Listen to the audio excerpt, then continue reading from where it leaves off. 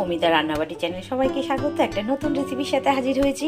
তো আজকে দেখো আমি নিয়েছি মিডিয়াম সাইজের, একদম বেশি বড়ও নয় আবার একদম ছোটও নয়, আমি নিয়েছি চারাপোনা মাছ, আর এটা দিয়ে আমি পেঁয়াজ কলি দিয়ে রান্না করব।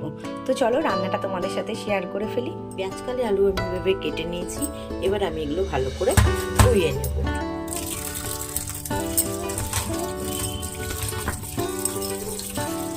আমি ধুয়ে জল ঝরিয়ে নিয়েছি, তুলে নিয়েছি, আর মাছটা আমি নুন হলুদ দিয়ে এবার মেখে নেব। মাছটা আমি ধুয়ে পরিষ্কার করে রেখেছিলাম, এবার নুন হলুদ দিয়ে দিলাম। এবার মাছটা আমি নুন হলুদ মাখিয়ে নেব। এবার কড়াইতে আমরা গরম করে মাছগুলো সবগুলো ভেজে নেব। কড়াই গরম বসিয়ে দিয়েছি তেল দিয়ে, তেলটাও আমার গরম হয়ে আসছে। এবার আমি মাছ যে নুন হলুদ মাখিয়ে রেখেছিলাম এই মাছগুলো আমি ভেজে নেব। দেখো তেলটা আমার গরম হয়ে গেছে, ধোয়া হচ্ছে তেল দিয়ে। এবার আমি এক এক করে মাছগুলো দিয়ে দেব।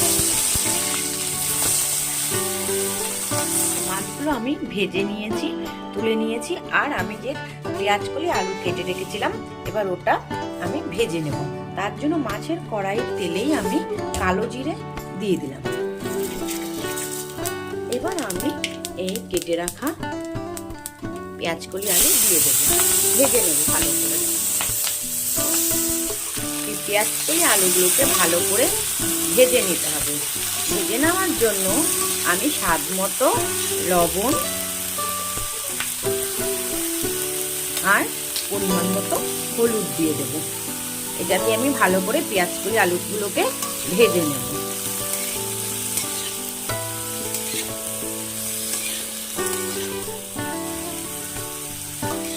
ভাজা হতে হতে আমি একটা পেস্ট বানিয়ে ফেলি। আমি আদা বাটা নিয়েছি 1 চামচ, আর নেব লঙ্কার গুঁড়ো 1 চামচ, ধনের গুঁড়ো 1 চামচ, আর নেব জিরের গুঁড়ো। এটা দিয়ে আমি একটা পেস্ট বানিয়ে দেবো। যেহেতু আমি ভাজার সময় হলুদও দিয়েছি নুনও দিয়েছি, তাই পরিমাণে অল্প দেবো। আমি একটু হলুদ দিয়ে দিলাম, আর এই পেস্টের মধ্যে দিয়ে দেবো অল্প একটু নুন, কারণ আমি পেঁয়াজকলি আলু ভাজার সময় আমি নুন হলুদ দিয়ে পেঁয়াজকলি আলুটা ভাজা বসিয়েছি। পেস্টটা আমার পেঁয়াজকলি আলুটা বেশ আমার ভাজা ভাজা হয়ে গেছে।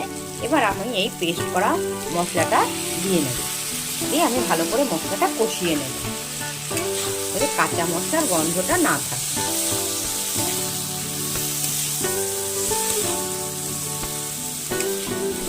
মশলাটা আমার কষানো হয়ে গেছে, আর কাঁচা মশলার গন্ধও চলে গেছে। এবার আমি একটু গরম জল করে রেখেছি, এই গরম জলটা আমি রান্নার মধ্যে দিয়ে দেব।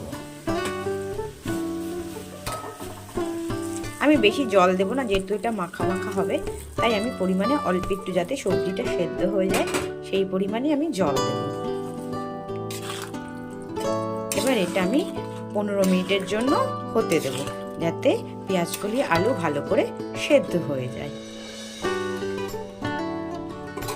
পেঁয়াজকলি আর আলু আমার সেদ্ধ হয়ে গেছে। এবার আমি মাছগুলো দিয়ে দেব।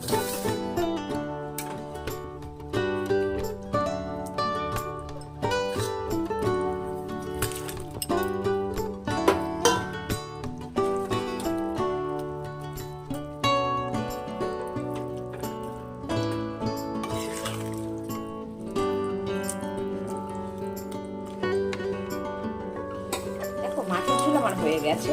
এবার আমি কেটে রেখেছি ধনেপাতা আমি দিয়ে দেব।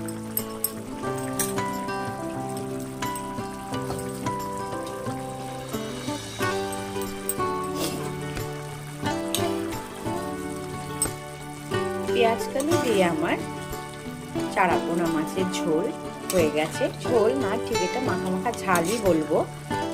তো আমার এই রান্নাটা কেমন লাগলো কমেন্ট বক্সে অবশ্যই জানিয়ে নামিয়ে নিয়েছি।